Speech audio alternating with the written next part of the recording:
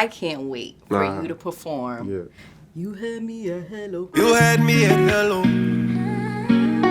Oh my, you just have to like say it and let the crowd go. Yeah, because I'ma just be like in the crowd like, ah! Yeah. Nah.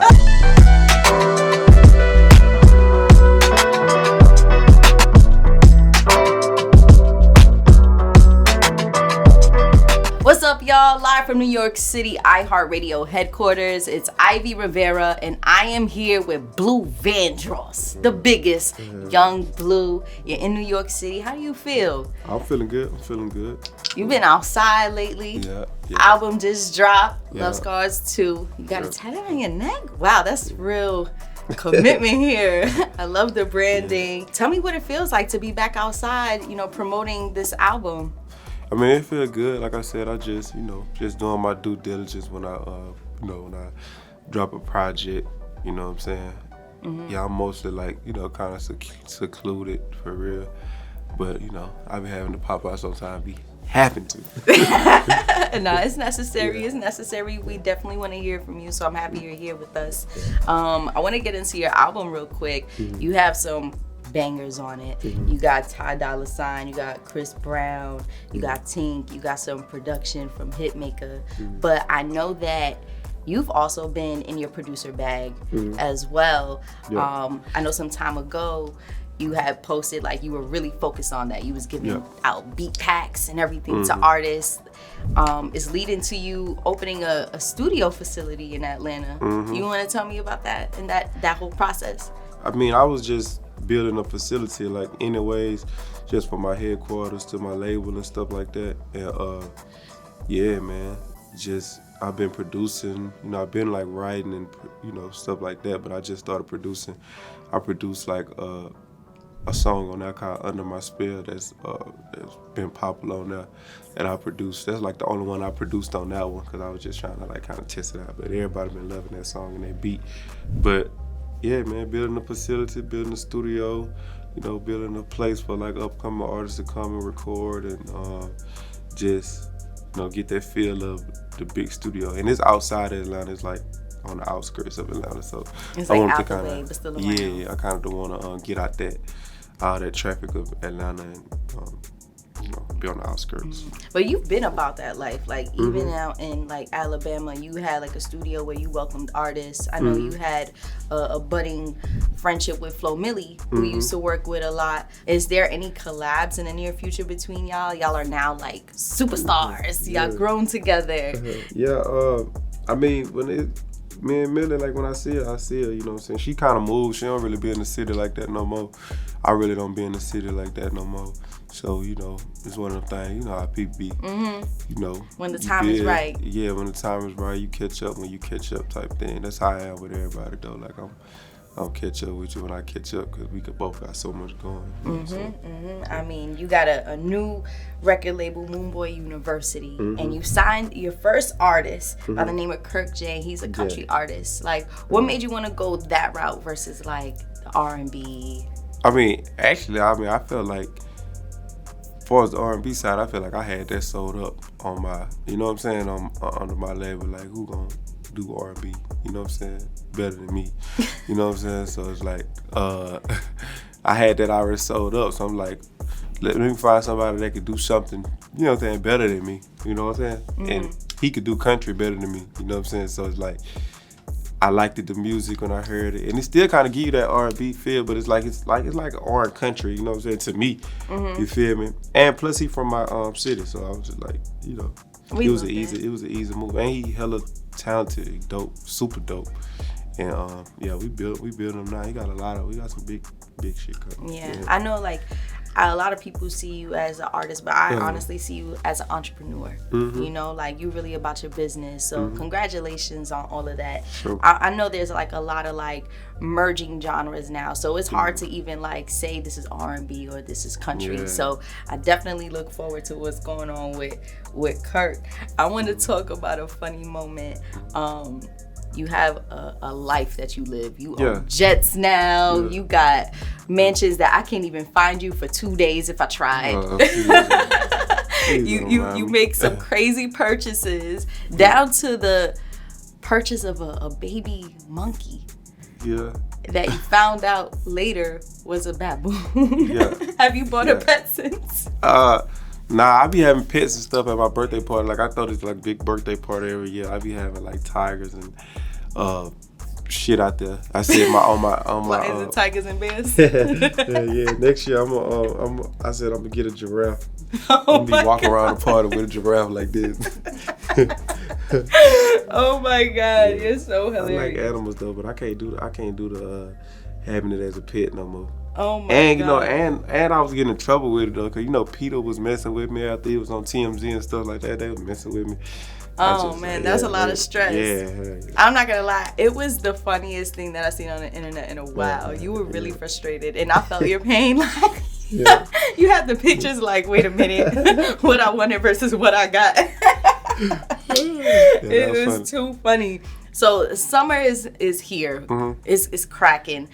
You got a tour on the way. It's like an R&B summer vibe. Mm-hmm. Like, are we expecting any special guests? Are you keeping that under wraps? I never really think you, like with the tour and stuff, like you never really know like who gonna be available or who, you know what I'm saying? I just be looking forward to just seeing my fans, them seeing me, you know what I'm saying? Like for us to, you know, like I don't really even like push tours like that, like, oh, I'm gonna have special guests, you know what I'm saying? Like I just be like, you know what I'm saying? Like I wanna bring my fans out there, you feel me? And then, you know, if they always know I'm gonna surprise them, you know what I'm saying, with something, you feel me? But I mean, believe it or not, it's really my first tour, like, you know what I'm saying? Like I ain't ever went on like no, I went on one, but it was like during COVID. You know what I'm saying? It was like during COVID. COVID was just popping out. People had to be vaccinated, and it wasn't the same. Yeah, it wasn't the same. You know, so this is gonna be my first tour, really just a real tour. That's exciting. Yeah, I love that for you.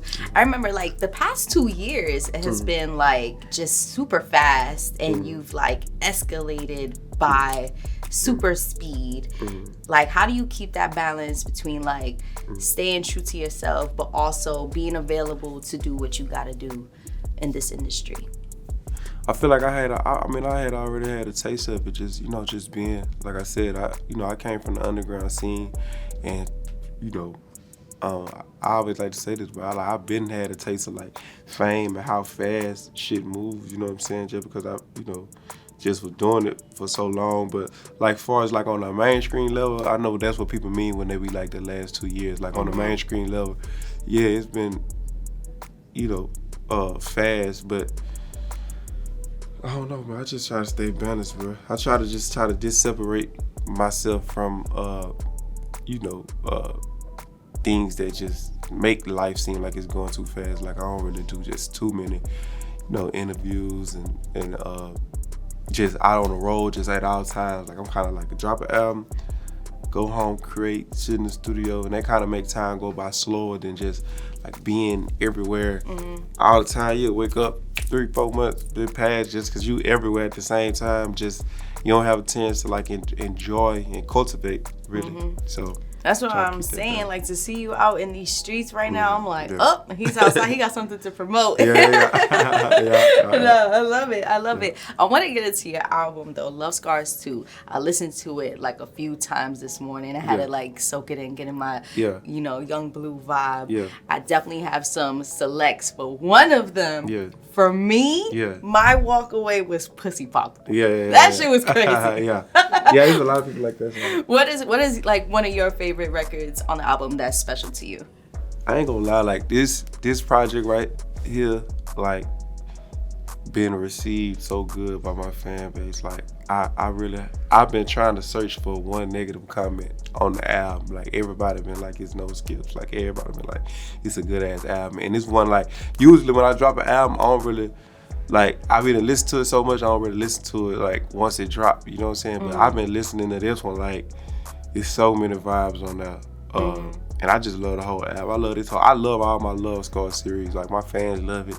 They love the theme. They love like the voicemails and the me and the girl. Cause we like me and the girl on there. We like kind of like got a whole history to where like from the first one, 2.5 years ago from the first one, this was like the first one, like she was like mad at me. Then this one, like, oh, we've been distant for a little minute. Oh, you know, let's reconnect type shit. So that's what kind of like that vibe gave. So I think that's why I connected to my fans so, you know, so much. Yeah, she was definitely giving like, you're coming to my city and you ain't checking. Yeah, but you feel me? But we used to fuck with each other hard, but we ain't fuck with each other now. You know, it's been like 2 years, you know. So that whole series is gonna be like a whole like story, like, you know what I'm saying, by the end of, you know what I'm saying. I ain't gonna say the end of my career, but like just as it grows, like we on part 2. As I get to like, I probably go like to 5, and it's just gonna see the whole story of me and her relationship. Yeah, me and her relationship just unfold. I love that. I love that. I mean, it's amazing to see you doing your thing out here, Young Blue. Like, I gotta give you your flowers. You really young and getting it. You know, like you in the studio with a lot of legends. You know, you was recently in the studio with Ashanti. You wrote her latest single out. And what was that experience? I know like the people that we see, we grow up to listening to, and now we're finally in the rooms with them. It's a whole different vibe, right? It's like you gotta like kind of delete the memory and the starstruck. But nah, Ashanti is like she hella like, you know what I'm saying, like sister vibe. Like she like cool, humble, like, you know what I'm saying. Her mom, I love them. Like we stayed in Vegas like 3-4 days, just working on stuff. Me, I was just creating in there. And she came to Vegas. Like, man, Blue, I'm gonna come to Vegas. Let's get in the studio.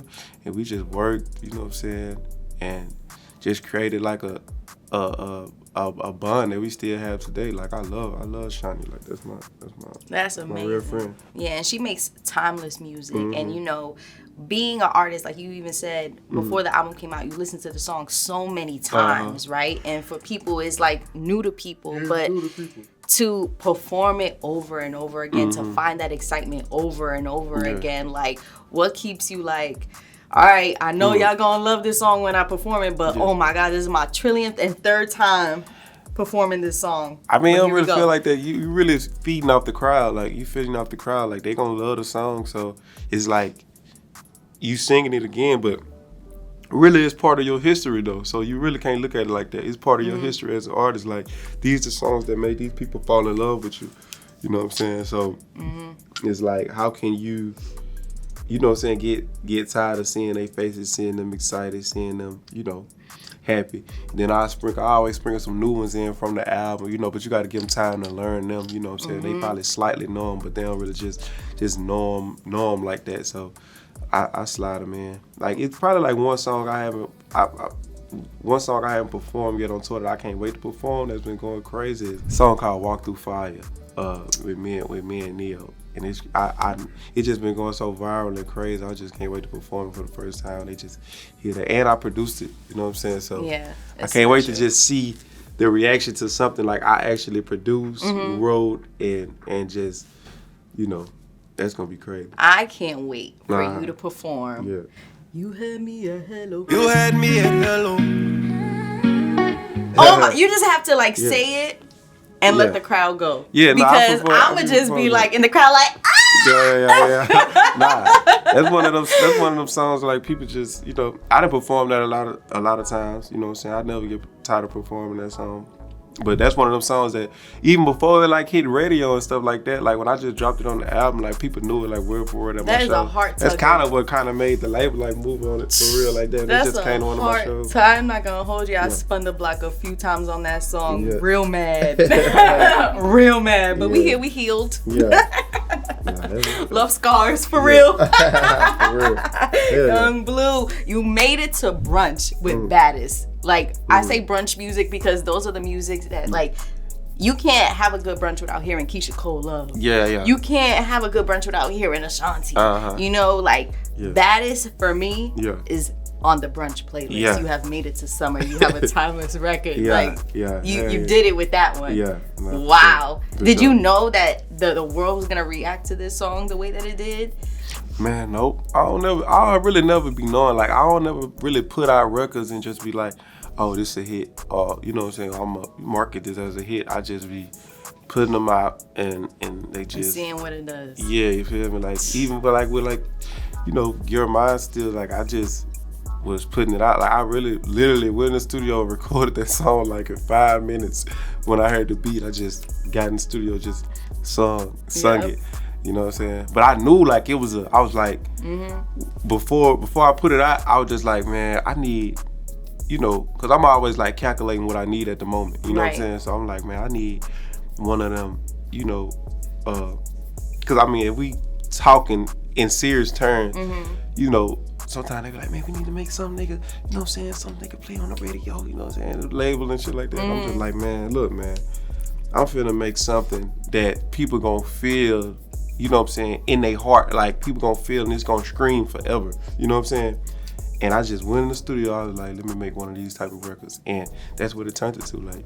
It's so crazy, the things that we like put the least effort into be the ones that just blow up. The ones that you like take months to like construct together, it just don't hit the same. But I mean, not to take away of really putting your time into music, but me, I'm just a great writer. Like it don't take me it don't take me long to create something great. Like it's already implanted in my mind. Like some people need that time, or they gonna sound crazy. You know what I'm saying? People who have great minds and just great writing minds, stuff comes to them right there. Like it could take me 5 minutes to create a song, but I'm gonna say, you know what I'm saying, some powerful stuff just because, you know, it's the writing and it's the intention behind what you're saying. Like some people just say stuff and they just like, oh, I don't really care what I say. I'm thinking about stuff like, okay, how can I trigger a person? You know what I'm saying? So that's kind of like where the songs come from when I'm writing them. And the visual was hard. India Love was like, see your husband, gotta go. I love it. Well, I'm looking forward to so much more from you. Congratulations again on everything. Young Bleu is coming to a city near you. So get your tickets, save your money, all right? It's Beyonce prices. I'm telling you. I like my tickets just low as they. I always tell the promoter. Everybody's because you gotta look at you got them people like. You got them people that just can't, you know, they really your fans, but they just really can't afford no $50, $100 tickets, you know what I'm saying? And for me as a building artist, I'm always like, you know what I'm saying?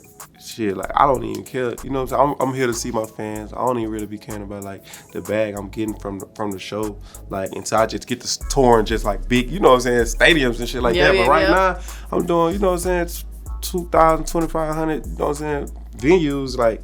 Let them in, like let them enjoy it, let them give them a show, you know what I'm saying? We like that. Yeah. That's character. I love it. Love Scars 2 out now. Make sure you run it up. Young Bleu is in the building. Ivy Rivera's in the building. New York City, we holding it down. iHeartRadio. I'll talk to y'all soon.